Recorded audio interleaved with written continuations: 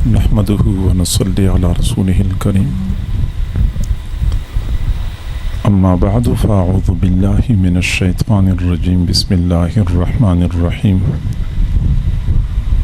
فالذين آمنوا به وعزروه ونصروه واتبعوا النور الذي أنزل معه أولئك هم المفلحون صدق الله العظيم وبلغنا رسوله النبي الكريم ونحن على ذلك لمن الشاهدين والشاكرين والحمد لله رب العالمين اللهم صل على سيدنا محمد وعلى آل سيدنا محمد وبارك وسلم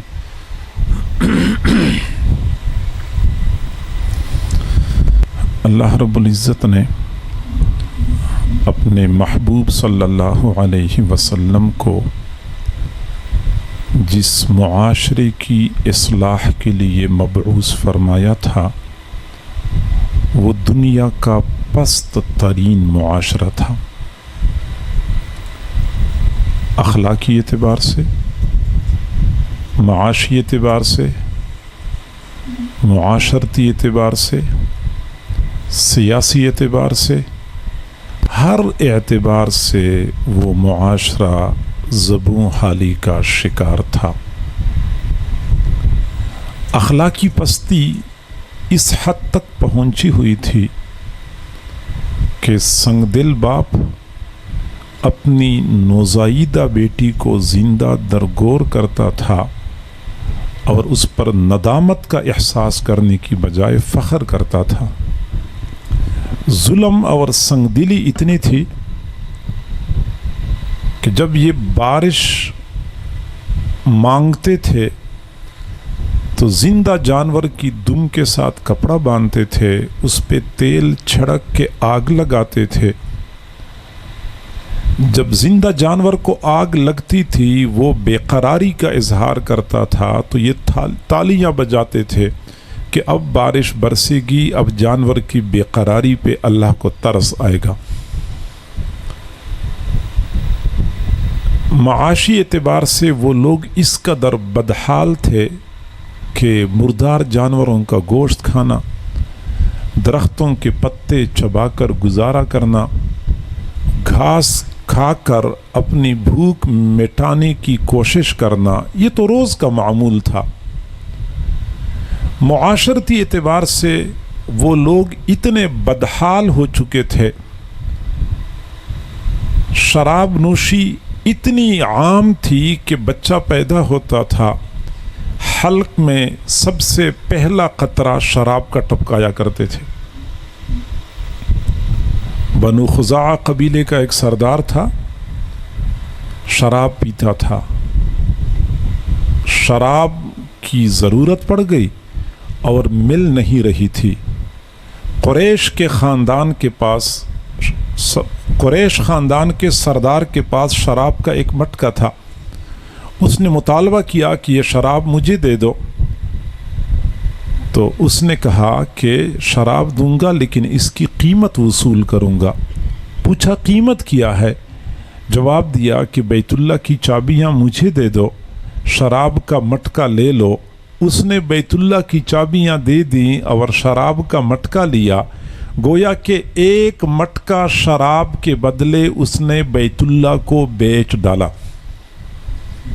سیاسی اعتبار سے وہ لوگ اقوام عالم کے سامنے اتنے گرے ہوئے تھے کہ عرب علاقے کی سرحدات ایک طرف ایران کے ساتھ ملتی تھی جس کو پہلے فارس کہا جاتا تھا، دوسری جانب سرحدات شام کے ساتھ ملتی تھی جس کو روم کا حصہ قرار دیا جاتا تھا۔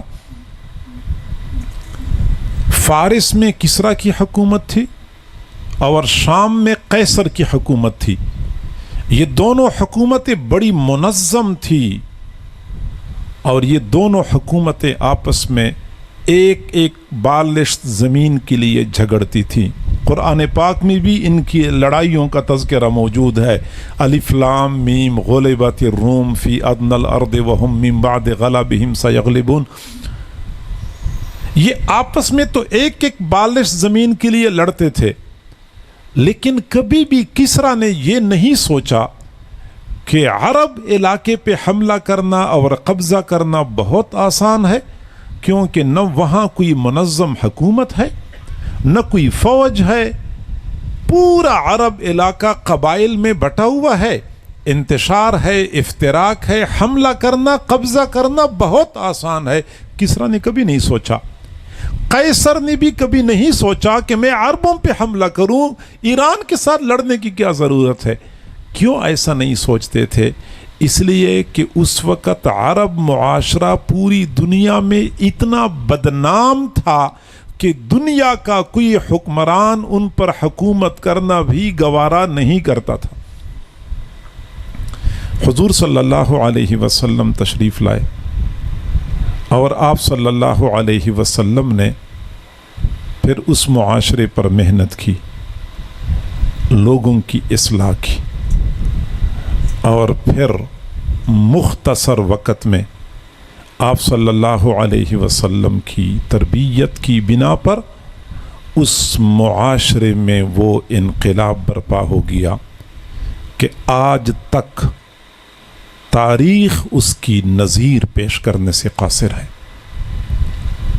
حضرت عدی بن حاتم رضی اللہ تعالی عنہ فرماتے ہیں کہ میں حضور صلی اللہ علیہ وسلم کی خدمت میں موجود تھا، دو بندے آئے اور کہنے لگے اللہ کے نبی، ہماری طرف معاشی بدحالی ہے، قحط ہے، لوگوں کو کھانے کے لیے کچھ نہیں مل رہا، لوگ بھوکے مر رہے ہیں۔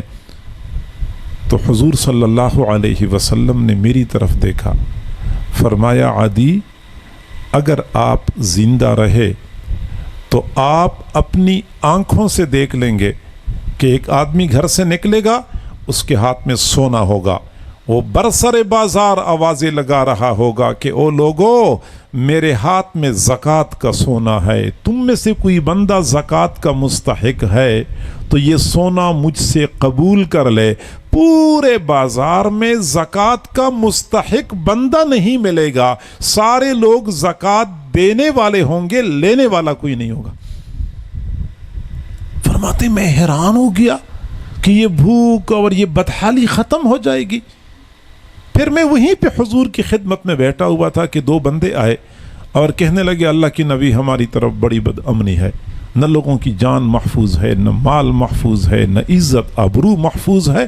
حضور صلی اللہ علیہ وسلم نے میری طرف دیکھا، فرمایا عدی، اگر آپ کی زندگی لمبی رہی تو آپ اپنی آنکھوں سے دیکھ لیں گے کہ حیرہ مقام سے ایک خاتون چلے گی، مکہ مکرمہ تک تنے تنہا سفر کرے گی، زیورات پہنے ہوئے ہوں گے، اونٹ پہ سوار ہوگی، اس پورے سفر میں اس خاتون کو نہ اپنی جان کا خطرہ ہوگا، نہ مال کا خطرہ ہوگا، نہ عزت کا خطرہ ہوگا۔ وہ فرماتے ہیں کہ میں نے سوچا فَأَيْنَ دُعَارُ طَيْ، طَيْ قبیلے کے ڈاکو کہاں چلے جائیں گے کہ اتنا امن و امان قائم ہو جائے گا۔ پھر فرماتے ہیں کہ پھر زیادہ عرصہ نہیں گزرا تھا کہ میں نے اپنی آنکھوں سے دیکھ لیا، میں نے اپنی آنکھوں سے دیکھ لیا کہ ایک آدمی نے ہاتھ میں سونا اٹھایا ہوا تھا اور بازار میں آوازیں لگا رہا تھا کہ او لوگو، میرے ہاتھ میں زکوٰۃ کا سونا ہے، تم میں سے کوئی بندہ زکوٰۃ کا مستحق ہے۔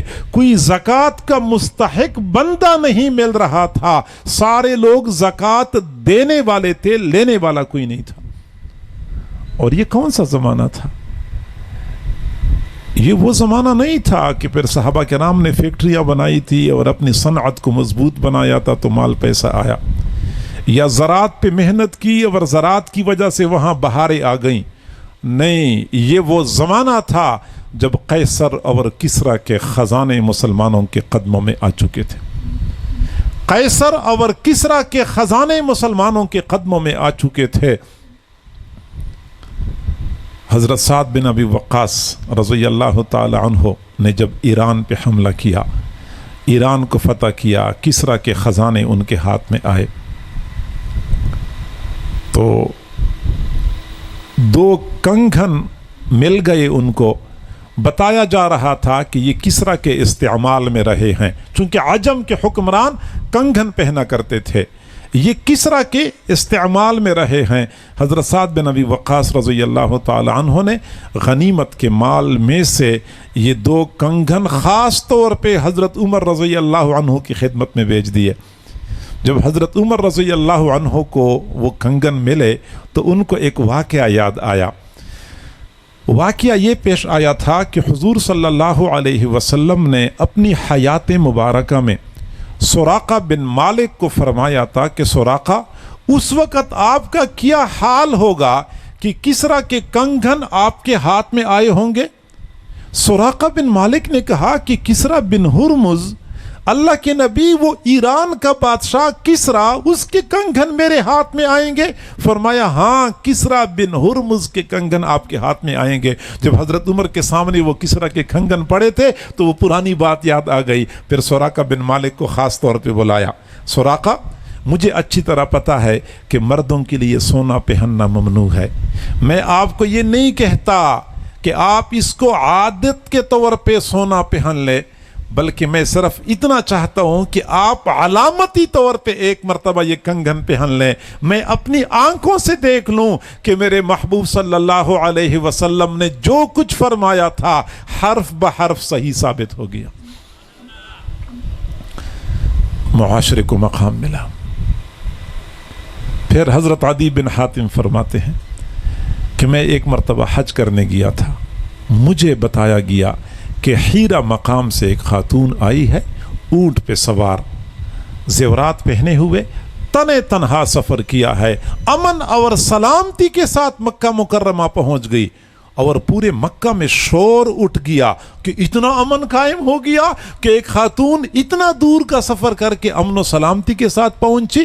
اب میں آپ کو بتاؤں کہ حیرہ سے لے کر مکہ مکرمہ تک 1 مہینے کی مسافت ہے۔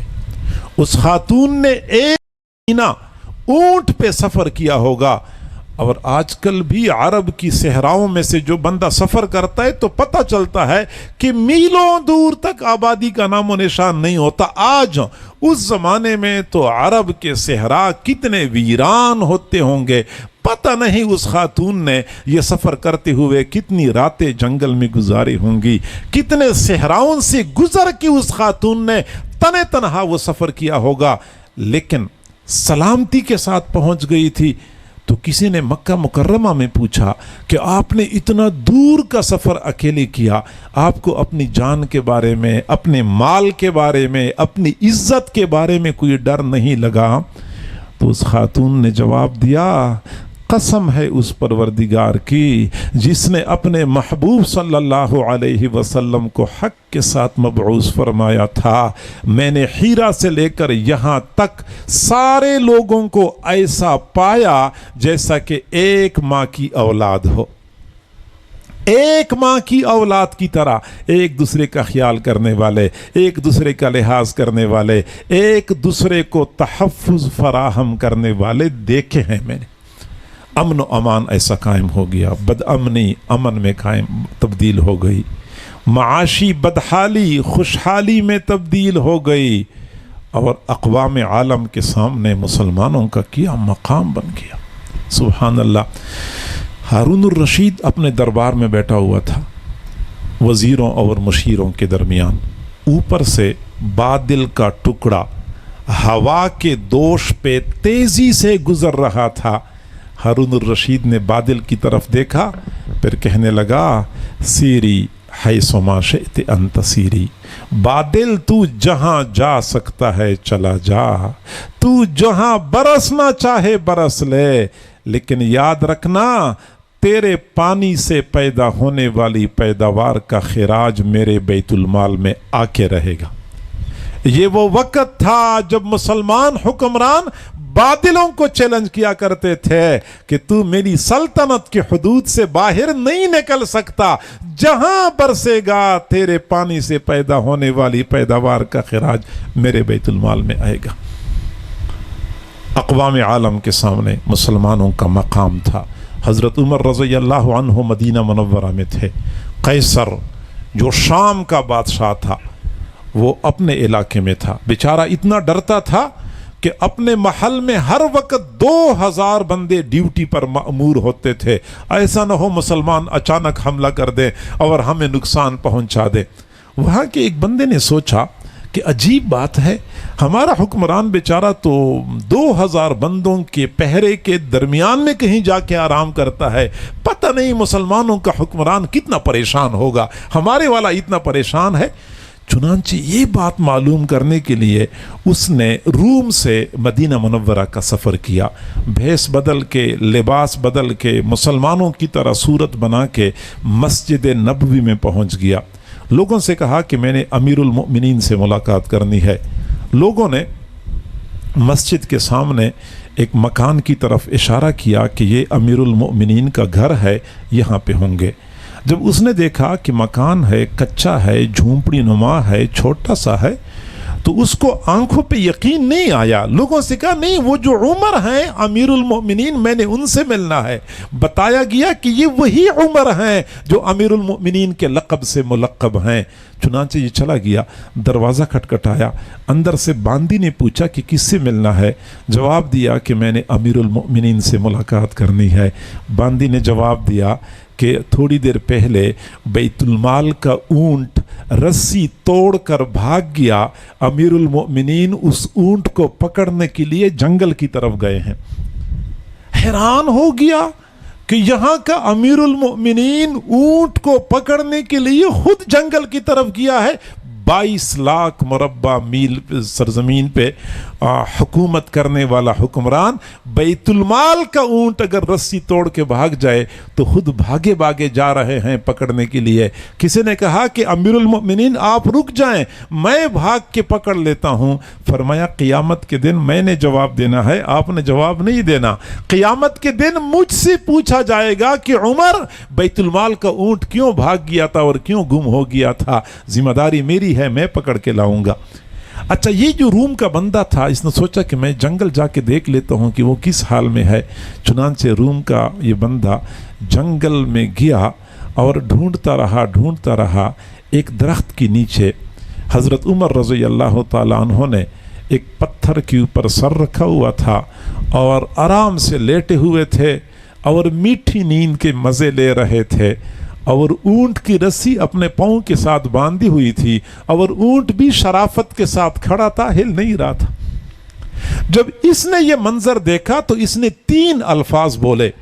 اس نے کہا عدلتا فامنتا ثم نمتا، عدلتا فامنتا ثم نمتا۔ عمر، آپ نے عدل قائم کیا ہے، پھر آپ نے امن قائم کیا ہے، اس لیے آپ سکون اور اطمینان سے جنگل میں تنے تنہا سو رہے ہیں۔ یہ امن و امان کا معیار تھا اس زمانے میں۔ گرا پڑا معاشرہ تھا لیکن وہ بام عروج پہ پہنچ گیا، لوگوں کے لیے وہ معاشرہ مثال بن گیا۔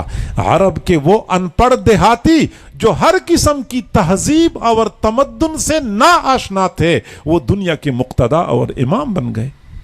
آخر یہ تبدیلی کیسے آئی؟ بدحالی خوشحالی میں تبدیل ہو گئی، بد امنی امن میں تبدیل ہو گئی، غیر مہذب لوگ مہذب بن گئے، جو ایک دوسرے کے خون کے پیاسے تھے ایک دوسرے پر جان نچھاور کرنے والے بن گئے، اقوام عالم کے سامنے ایک مثال بن گئے۔ یہ تبدیلی کیسے آئی؟ اور آج جو امت کی زبوں حالی ہے، یہ زبوں حالی کیوں ہے؟ مجھ سے ایک آدمی نے پوچھا کہ یہ امت کے زوال کے اسباب کیا ہیں؟ امت کے زوال کے اسباب کیا ہیں؟ تو میں نے کہا کہ مجھ سے زوال کے اسباب نہ پوچھو، مجھ سے عروج کے اسباب پوچھو کہ امت کو عروج کیسے ملا تھا۔ عروج کے لیے اسباب اختیار کرنے پڑتے ہیں، زوال تو خود بخود آتا ہے۔ وہ بھائی جہاز کو اوپر اڑانا ہوتا ہے تو کتنے پاپڑ بیلنے پڑتے ہیں کہ جہاز کا ٹائر صحیح ہو، انجن ٹھیک ہو، پر اور پنکھا ٹھیک ہو، فیول پورا ہو، رن وے ٹھیک ہو، پائلٹ صحیح ہو، تو پھر جہاز اڑتا ہے۔ جہاز کو اوپر لے جانے کے لیے، عروج پہ لے جانے کے لیے اسباب اختیار کرنے ہوتے ہیں، اور اگر ان میں سے کوئی سبب رہ جائے زوال تو خود بخود آ جاتا ہے۔ مجھ سے امت کے عروج کے اسباب پوچھو کہ یہ عروج کیسے آیا تھا۔ قرآن مجید نے 4 اسباب بیان فرمائے ہیں، اور ابھی جو میں نے آیت آپ کے سامنے تلاوت کی ہے اسی آیت میں یہ 4 اسباب موجود ہیں کہ وہ گرا پڑا معاشرہ امت کے لیے، دنیا کے لیے مثال کیسے بن گیا۔ وہ لوگ جو قعر مذلت میں پھنسے ہوئے تھے وہ اوج ثریا پہ کیسے پہنچ گئے۔ تو قرآن مجید نے فرمایا فالذین آمنوا بہ وعزروہ ونصروہ واتبعوا النور الذی انزل معہ اولئک هم المفلحون۔ اور فلاح، کامیابی، بلندی، عروج کن لوگوں کے لیے ہے؟ وہ صحابہ جنہوں نے 4 کام کیے تھے۔ صحابہ نے 4 کام کیے تھے اور 4 کاموں کی بنیاد پہ ان کو فلاح مل گئی، عروج اور بلندی مل گئی۔ پہلا کام آمنو بھی، رسول اللہ پر ایمان لائے۔ دوسرا کام عزروہ، رسول اللہ کی تعظیم کر لی۔ تیسرا کام نصروہ، رسول اللہ کی مدد کر لی۔ چوتھا کام واتبعوا النور الذی انزل معہ، جو کتاب، جو قرآن رسول اللہ پر نازل ہوا اس قرآن کی پیروی کر لی۔ پھر اللہ نے نتیجہ سنا دیا کہ پھر فلاح اور کامیابی ایسے لوگوں کے لیے ہے۔ صحابہ کرام نے یہ 4 کام کیے تھے۔ پہلا کام ایمان لائے۔ صحابہ کا ایمان کیسے تھا؟ پوری دنیا کے لیے صحابہ کی ایمان کو معیار بنایا گیا، اور تمہارا ایمان اس وقت تک معتبر نہیں ہے جب تک کہ وہ ایمان صحابہ کی ایمان کی طرح نہ ہو۔ آمینو کما آمن الناس، جیسے میرے محبوب کے صحابہ ایمان لائے ایسی ایمان لانا ہے۔ صحابہ کا ایمان دنیا کے لیے مثال اور معیار بنایا گیا ہے۔ اور صرف یہ نہیں کہ صحابہ کرام کا ایمان کمال کا تھا، بلکہ ایمان سے اوپر کا ایک درجہ ہوتا ہے اطمینان۔ صحابہ کرام کو ایمان کے بعد اطمینان بھی حاصل تھا۔ ہمارے تبلیغی جماعت والے کہتے ہیں کہ یقین، یہ ایمان کے بعد جو یقین کا درجہ ہوتا ہے، یقین کا درجہ صحابہ کرام کو حاصل تھا۔ شام میں فتوحات کرتے کرتے ایک شہر کو فتح کر لیا حضرت خالد بن ولید رضی اللہ تعالی عنہ نے۔ اپنے ساتھیوں کے ہمراہ بیٹھے ہوئے تھے، ایک عیسائی راہب آیا، عبد المسیح اس کا نام تھا۔ اس کے ہاتھ میں ایک شیشی تھی، بوتل تھی۔ حضرت خالد بن ولید نے پوچھا کہ بوتل میں کیا ہے؟ اس نے کہا اس میں زہر ہے۔ زہر کیوں ساتھ لیے پھر رہے ہو؟ تو عبد المسیح نے کہا اس لیے زہر ساتھ لیے پھر رہا ہوں کہ اگر آپ نے ہماری قوم کے ساتھ بدسلوکی کر لی تو میں احتجاجاً زہر پی کے خودکشی کر لوں گا۔ تو حضرت خالد بن ولید نے پوچھا کہ زہر بھی اثر کرتا ہے؟ اس نے کہا یہ اتنا خطرناک زہر ہے، ایک قطرہ بندے کو مارنے کے لیے کافی ہے، بہت خطرناک ہے۔ حضرت خالد بن ولید نے فرمایا کہ تجربہ کر لیں، دیکھ لیں اثر کرتا ہے۔ اس نے کہا کر لو۔ حضرت خالد بن ولید کھڑے ہو گئے، بسم اللہ الذی لا یضر مع اسمہ شیء فی الارض ولا فی السماء، دعا پڑھی اور پوری شیشی اپنے حلق میں انڈیل دی۔ اب وہ عیسائی راہب دیکھ رہا تھا، وہ سوچ رہا تھا کہ اب گرے گا اور اب گرے گا، اب گرے گا، لیکن کافی دیر گزرنے کے بعد حضرت خالد بن ولید حشاش بشاش بیٹھے ہوئے تھے تو عبد المسیح نے ایک لفظ بولا تھا دوسرے صحابہ کو دیکھ کر۔ اس نے کہا کہ لن تغلبوا ما دام ھذا او مثل ھذا فیکم، جب تک یہ بندہ تمہارے درمیان ہے اور اس جیسے دوسرے لوگ تمہارے درمیان ہیں تم کبھی مغلوب نہیں ہوں گے، تم کبھی مغلوب نہیں ہوں گے۔ ایمان کے بعد یقین ان کو حاصل تھا۔ حضرت ابو الدرداء رضی اللہ تعالی عنہ بازار میں بیٹھے ہوئے تھے، ایک آدمی بھاگتا ہوا آیا اور کہنے لگا آپ تو بازار میں بیٹھے ہوئے ہیں سکون سے، وہاں تو آپ کے گھر میں آگ لگی ہوئی ہے، گھر جل گیا ہے۔ فرمایا نہیں ہو سکتا۔ تھوڑی دیر بعد ایک اور آدمی آیا، اس نے کہا میں خود دیکھ کے آیا ہوں، گھر سارا کے سارا راکھ کے ڈھیر میں تبدیل ہو چکا ہے۔ فرمایا نہیں ہو سکتا۔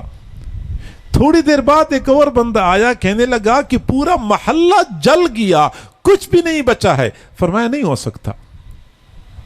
کچھ دیر بعد ایک اور بندہ آیا اور کہنے لگا کہ محلے میں آگ لگی ہوئی تھی، آگ آگے پھیل رہی تھی، بڑھ رہی تھی، بڑھتے بڑھتے آپ کے گھر کی دیوار تک پہنچی اور بجھ گئی، چاروں طرف आग पहुंची लेकिन बुझ गई, आपके घर को आग ने कुछ भी नुकसान नहीं पहुंचाया। फरमाया अल्हम्दुलिल्लाह।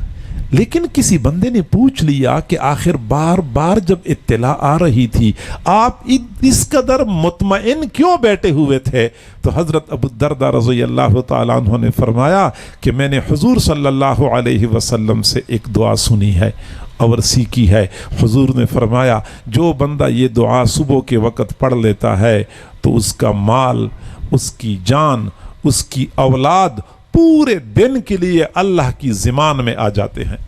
जो शाम के वक़्त पढ़ लेता है, माल, औलाद और जान सुबह तक अल्लाह की ज़िमान में आ जाते हैं, गोया कि अल्लाह ताला इनका मुहाफिज बन जाता है। मैंने वो दुआ पढ़ी हुई थी तो मुझे क्या फिक्र थी कि मेरे घर को आग लग सकती है।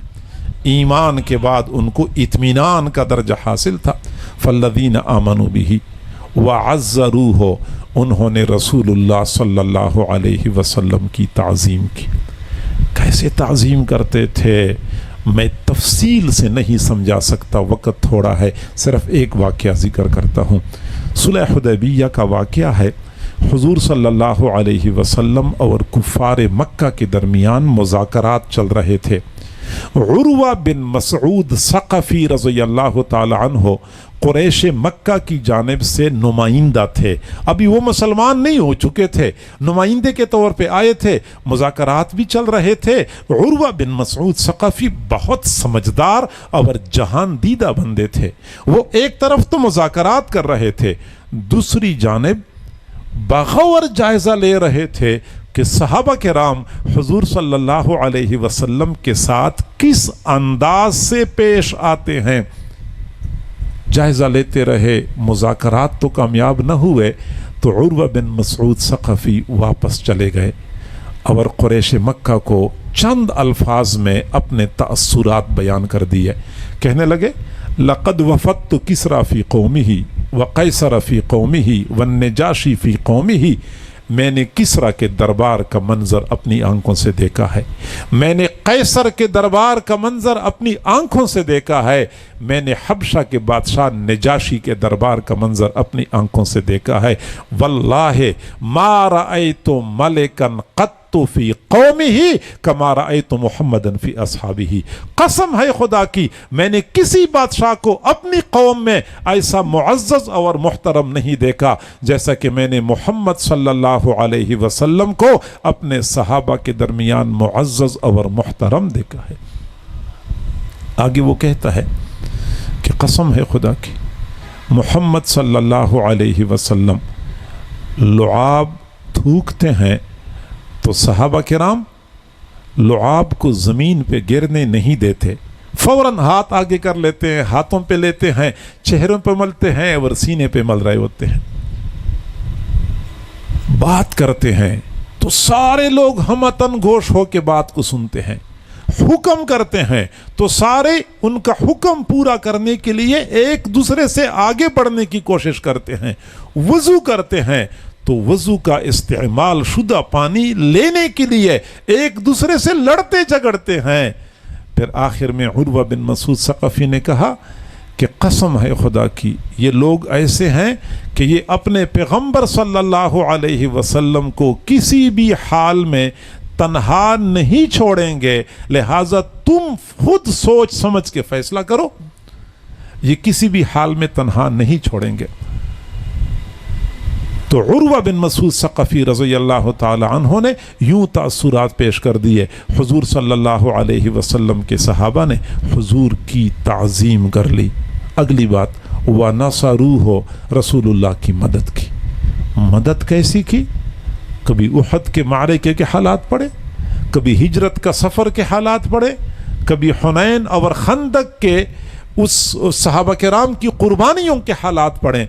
बंदा हैरान हो जाता है कि सहाबा किराम ने अपनी जानों के ज़रिए, अपनी अपने माल के ज़रिए, अपनी औलाद के ज़रिए रसूलुल्लाह सल्लल्लाहु अलैहि वसल्लम की मदद की और ऐसी मदद की कि मदद का हक अदा कर दिया।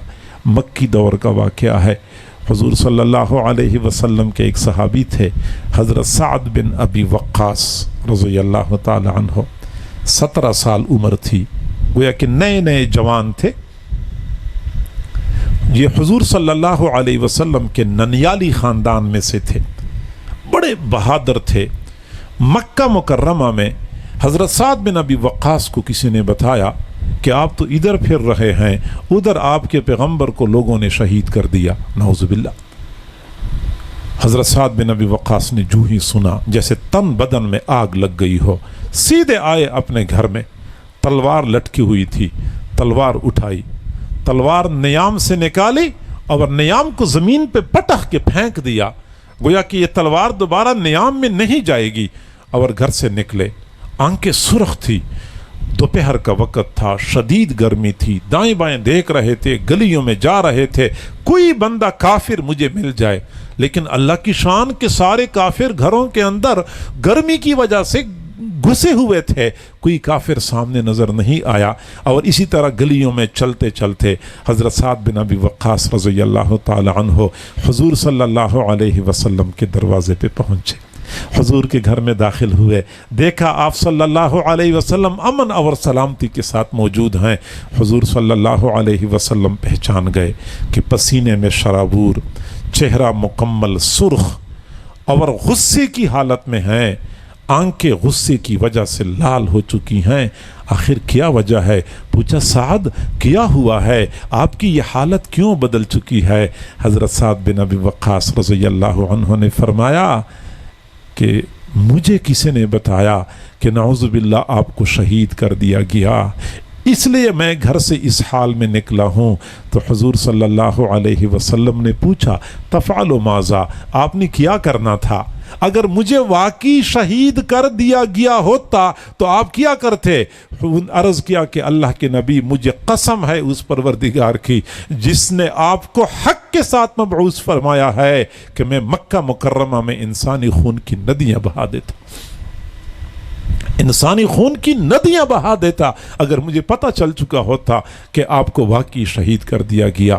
17 سالہ نوجوان, اور کیا ان کے جذبات تھے, نصرو ہو, انہوں نے رسول اللہ کی مدد کی. غزوہ خندق کا موقع تھا, حضور صلی اللہ علیہ وسلم کفار کے نرغے میں آئے, اور ایسے نرغے میں آئے کفار کا ریلا آگے بڑھتا ہوا آ رہا تھا. چند جان نثار صحابہ کرام تھے, وہ چند تھے لیکن قوت اتنی تھی, ایمان اتنا تھا, پورے ریلے کو پیچھے دھکیل دیتے تھے. پھر ریلا قوت کے ساتھ آگے بڑھنے کی کوشش کرتا تھا, یہ پورے ریلے کو پیچھے دھکیل دیتے تھے. حضور صلی اللہ علیہ وسلم کے ہاتھ میں تلوار تھی. آپ نے فرمایا میں یہ تلوار اس شخص کو دوں گا جو اس کا حق ادا کر سکے, جو اس کا حق ادا کر سکے. صحابہ کرام میں سے ہر بندہ یہ چاہتا تھا کہ یہ تلوار مجھے مل جائے, لیکن ڈر اس بات کا تھا کہ تلوار بھی لے لوں گا اور پھر حق بھی ادا نہیں کر سکوں گا. کوئی بندہ آگے بڑھنے کی کوشش نہیں کر رہا تھا. حضرت ابو دجانہ رضی اللہ تعالیٰ عنہ آگے بڑھے اور فرمایا کہ عرض کی اللہ کے نبی تلوار مجھے دے دیں, میں اس کا حق ادا کروں گا. حضور صلی اللہ علیہ وسلم نے تلوار دے دی. تلوار ملی تو حضرت ابو دجانہ رضی اللہ تعالیٰ عنہ نے سرخ رومال اپنے سر کے ارد گرد باندھ لیا. جب یہ سرخ رومال سر پہ باندھتے تھے تو لوگ کہا کرتے تھے کہ ابو دجانہ نے دستار موت اپنے سر پہ باندھ لیا ہے. سرخ رومال یہ خطرے کی نشانی ہوتی تھی, چنانچہ پھر کافر لوگ سامنے نہیں آتے تھے. سرخ رومال سر پہ باندھ کے تلوار ہاتھ میں لے کے جب کافروں کی ہجوم میں گھسے اور چاروں اطراف تلوار کو چلانا شروع کر دیا. حضرات صحابہ کرام کہتے ہیں پہلے ہم سوچ رہے تھے ابو دجانہ اتنا بڑا بننے کی کوشش کرتا ہے, یہ کیا تلوار کا حق ادا کر لے گا, لیکن جب انہوں نے تلوار چلانی شروع کر دی تو ہم سمجھ گئے کہ واقعی ابو دجانہ نے تلوار نبوت کا حق ادا کر دیا. اور یہی ابو دجانہ حضرت طلحہ رضی اللہ تعالی عنہ, حضور صلی اللہ علیہ وسلم کے جانثار صحابی طلحہ بن عبید اللہ. حضرت ابو بکر صدیق فرماتے ہیں کہ غزوہ احد میں حضرت طلحہ بن عبید اللہ کی قربانی اتنی تھی, کارنامے اتنے تھے. کان ذالک الیوم کلہ لطلحہ, وہ دن تو سارا کے سارا طلحہ کا دن تھا. اور طلحہ بن عبیداللہ نے رسول اللہ کو جب دیکھا کہ تیر آ رہے ہیں کافروں کی جانب سے، ایسا نہ ہو رسول اللہ کو کوئی تیر لگ جائے، آگے بڑھے، ڈھال ہاتھ میں پکڑ لی اور ڈھال پہ تیروں کو روکتے رہے، لیکن اچانک ڈھال ہاتھ سے گر گئی۔ جب ڈھال گر گئی تو اپنا ہاتھ آگے کر دیا اور ہاتھ آگے کر کے ہاتھ سے تیروں کو روکتے رہے۔ 36 تیر آپ کے ہاتھ کو لگے تھے اور 36 تیروں کی وجہ سے ہاتھ مکمل شل ہو گیا تھا۔ حضور صلی اللہ علیہ وسلم فرمایا کرتے تھے، من سرہ ان ینظر الی شہید یمشی علی الارض فلینظر الی طلحہ بن عبید اللہ، جو بندہ یہ چاہتا ہے کہ میں زمین پہ چلتے پھرتے شہید کو دیکھ لوں تو وہ طلحہ بن عبید اللہ کو دیکھے۔ طلحہ بن عبید اللہ شہید بھی تھے اور زمین پہ چلتے پھرتے بھی تھے۔ کسی نے کہا کہ آپ ہاتھ سے تیروں کو روک رہے تھے تو آپ نے ڈھال کو کیوں نہیں اٹھایا؟ کہنے لگے اللہ کے بندے، ڈھال کے لیے جھکنے کا وقت کہاں تھا؟ میں جھک جاتا، کوئی تیر آ جاتا رسول اللہ کو لگ جاتا، میں اللہ کو کیا جواب دیتا؟ میرے پاس ڈھال اٹھانے کے لیے بھی وقت نہیں تھا۔ نصروہ، ان لوگوں نے رسول اللہ کی مدد کی تھی۔ فالذین آمنوا بہ، ایمان لائے، وعزروہ، رسول اللہ کی تعظیم کی، ونصروہ، رسول اللہ کی مدد کی، واتبعوا النور الذی انزل معہ، انہوں نے اس قرآن کی اتباع کر لی جو قرآن رسول اللہ کے ساتھ اتارا گیا تھا۔ صحابہ کرام قرآن پہ عمل کرنے والے، قرآن کی اتباع کرنے والے تھے۔ کیسے؟ جیسے میں نے پہلے کہا کہ شراب تو اس معاشرے میں ایسی عام تھی کہ بچے کے حلق میں سب سے پہلا قطرہ شراب کا ٹپکایا کرتے تھے، اور یہ بوتلوں میں شراب نہیں لیتے تھے بیچتے تھے، بلکہ مٹکوں کی حساب سے شراب کی خرید و فروخت کا سلسلہ ہوتا تھا۔ حضرت انس بن مالک رضی اللہ عنہ فرماتے ہیں، حضرت ابو طلحہ رضی اللہ عنہ کے مہمان آئے ہوئے تھے، کھانا کھایا اور پھر شراب کا دور چلا، میں لوگوں کو شراب کے پیالے بھر بھر کے پیش کر رہا تھا۔ ابھی لوگوں نے شراب کے پیالے ہاتھ میں پکڑے ہوئے تھے، ہونٹوں تک پہنچائے ہوئے تھے کہ گلی میں سے کوئی بندہ گزر رہا تھا، آوازیں لگا رہا تھا، الا ان الخمر قد حرمت، الا ان الخمر قد حرمت، سنو شراب حرام ہو چکی ہے، شراب حرام ہو چکی ہے۔ فرمایا انہوں نے یہ بھی نہیں پوچھا کہ بھائی یہ اعلان کرنے والا کون ہے، پتہ نہیں سچ بول رہا ہے یا جھوٹ بول رہا ہے، نہیں، انہوں نے فوراً پیالے منہ سے شراب گرا دی، پیالے توڑ دیے۔ حضرت ابو طلحہ نے انس بن مالک سے کہا کہ جتنے مٹکے گھر میں پڑے ہیں ایک ایک کر کے سارے مٹکے توڑ دو۔ فرماتے ہیں مدینہ میں شراب پانی کی طرح بہتی ہوئی نظر آ رہی تھی۔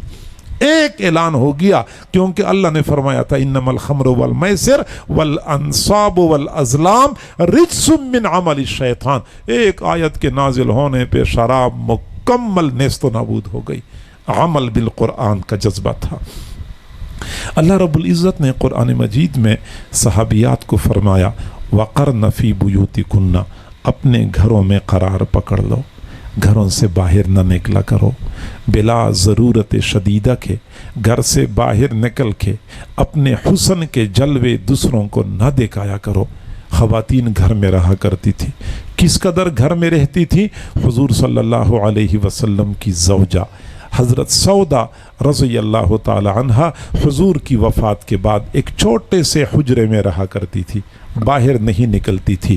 کسی نے پوچھا الا تحجین وتعتمرین، جیسے عام لوگ حج کرتے ہیں، عمرہ کرتے ہیں، آپ حج اور عمرہ کیوں نہیں کرتی؟ مدینہ منورہ مکہ مکرمہ سے اتنا دور تو نہیں ہے، آپ آسانی سے حج اور عمرہ کر سکتی ہیں، حج اور عمرہ کیوں نہیں کرتی؟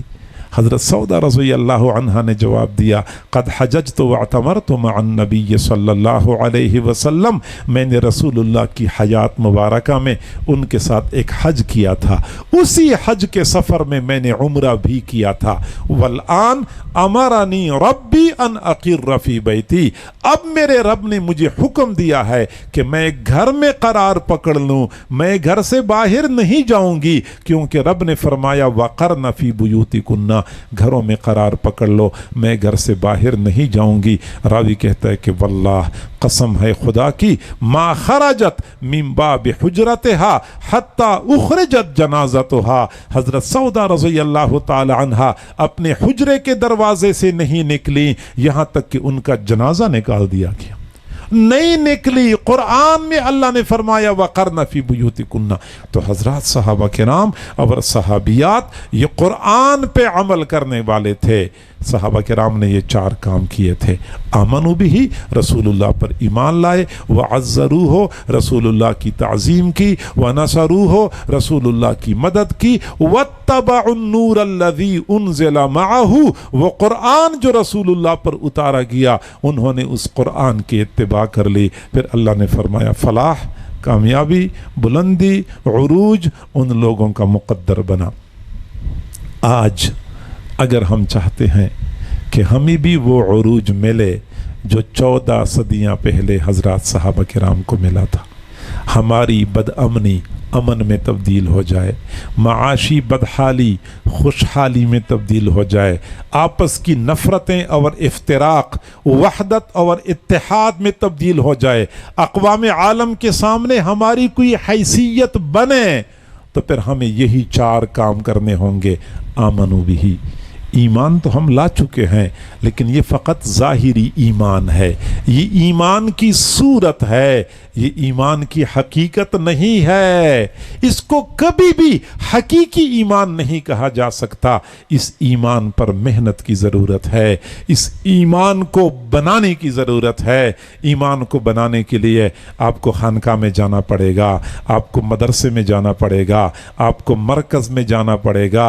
ये वो हजरात हैं जहाँ जो लोगों की ईमान पर मेहनत करते हैं, उनकी मेहनत से लोगों का ईमान बनता है। ईमान बनाने की ज़रूरत है।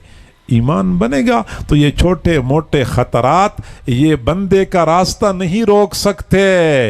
आज अगर कुफारो अगयार हमें एक धमकी लगा दें, एक कॉल कर लें, एक कॉल के ज़रिए हम सारा मुल्क हवाले करने के लिए तैयार हो जाते हैं। वजह क्या होती है? ईमानी कमज़ोरी होती है। और जहां थोड़ी सी ईमानी रमक नज़र आती है, फिर उसके नताइज पूरी दुनिया देख लेती है।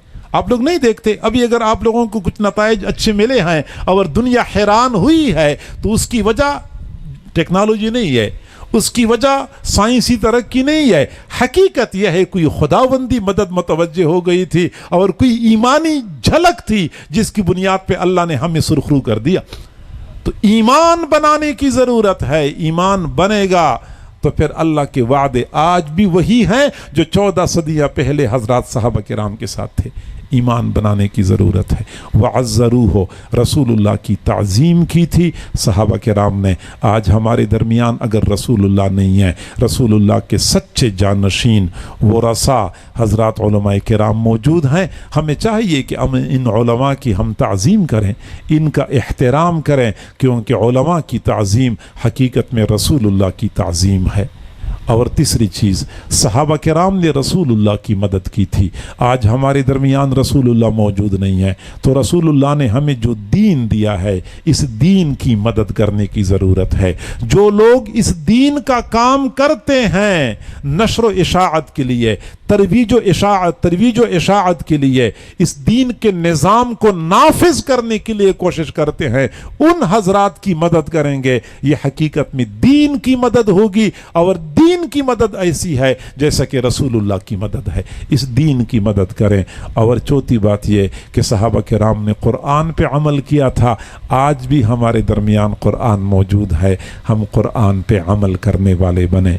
अपने घर में, इनफरादी ज़िंदगी में, घरेलू ज़िंदगी में कुरान पे अमल करें और पूरे मुआशरे में कुरान को बतौर निज़ाम के नाफिज करने में अपना किरदार अदा करें। जितना हमसे हो सकता है, जो लोग कुरान को नाफिज करने के लिए तगोदो कर रहे हैं, कोशिशें कर रहे हैं, हम उनके दस्तो बाजू बने जितना हमसे हो सकता है। फिर आप देखेंगे कि कुरान का निज़ाम क्या नताइज दिखाता है। लोग कहते हैं कि अगर हम कुरान का निज़ाम यहाँ नाफिज कर देंगे तो फिर क्या होगा? پھر کیا تبدیلی آئے گی؟ کیا ہم معاشی طور پہ بحال ہو جائیں گے؟ کیا ہماری ٹیکنالوجی بہتر ہو جائے گی؟ کیا ہم سائنسی طور پہ ترقی کر جائیں گے؟ پھر ہم اقوام عالم کے سامنے کیسے بلندی پہ پہنچیں گے؟ تو میرا جواب یہ ہے کہ قرآن معجزہ ہے، قرآن معجزہ ہے، اور معجزہ وہی ہوتا ہے جو اپنا اثر دکھاتا ہے، لوگوں کو سمجھ نہیں آتا، اثر دکھاتا ہے اور لوگوں کو سمجھ نہیں آتا۔ میں واللہ باللہ تاللہ اب بھی کامل یقین کے ساتھ یہ بات کرتا ہوں، قرآن جو 14 صدیاں پہلے نازل ہوا تھا آج وہی قرآن ہے، اور آج بھی قرآن کے اندر یہ صلاحیت موجود ہے کہ یہ قوم کو بدل سکتا ہے، یہ دنیا کا جغرافیہ تبدیل کر سکتا ہے، یہ گری پڑی قوم کو بام عروج پہ پہنچا سکتا ہے۔ لیکن قوم اس کو اپنا تو لے، قوم اس کو قبول تو کرے۔ قوم کو تو وہ گھسا پٹا نظام ملا ہوا ہے، وہ فرنگی کا جو پرانا تھا، آج بھی قوم نے اسی کو تھاما ہوا ہے اور اسی نظام کو چلا رہے ہیں۔ پھر کہتے ہیں ہمیں ترقی نہیں ملتی، ہماری ذلت اور پستی آ چکی ہے۔ ضرورت اس بات کی ہے کہ ہم قرآن پہ عمل کرنے والے بنیں۔ بازار میں قرآن کا نظام، گھر میں قرآن کا نظام، ہمارے 5 فٹ کی جسم میں قرآن کا نظام، اور ہمارے پورے معاشرے میں قرآن کا نظام آ جائے تو قرآن اپنے اندر یہ صلاحیت رکھتا ہے، یہ کلام اللہ ہے، اور جیسے اللہ کی ذات بلند ہے ایسے ہی اللہ کا کلام بھی بلند ہے، اور جیسے اللہ کا یہ کلام بلند ہے، جس قوم نے اس قرآن کو تھام لیا ہے قرآن نے اس قوم کو بلندی عطا کی ہے۔ ان اللہ یرفع بہذا الکتاب اقواما ویضع بہ آخرین، اللہ تعالیٰ اس کتاب کے ذریعے قوموں کو بلندی عطا کرتا ہے، اور جو قومیں اس قرآن کو پس پش ڈالتی ہیں تو اللہ تعالیٰ اس قرآن کو پس پش ڈالنے کی وجہ سے ان قوموں کو پستی میں دھکیل دیتا ہے۔ یہ 4 کام کرنے کی ضرورت ہے۔ پھر عروج بھی ہمارا مقدر، پھر اللہ تعالیٰ نے 14 صدیاں پہلے جو وعدے کیے تھے آج بھی وہی وعدہ ہے، اللہ کا قانون نہیں بدلتا۔ وَلَن تَجِدَ لِسُنَّتِ اللَّهِ تَبْدِيلًا، اللہ تعالیٰ کا قانون، اللہ تعالیٰ کی مبارک عادت نہیں بدلتی۔ آج بھی قرآن کی بدولت قوم کو عروج مل سکتا ہے۔ اللہ تعالیٰ ہم سب کو سمجھنے اور عمل کرنے کی توفیق عطا فرمائے۔ وآخر دعوانا ان الحمد للہ رب العالمین۔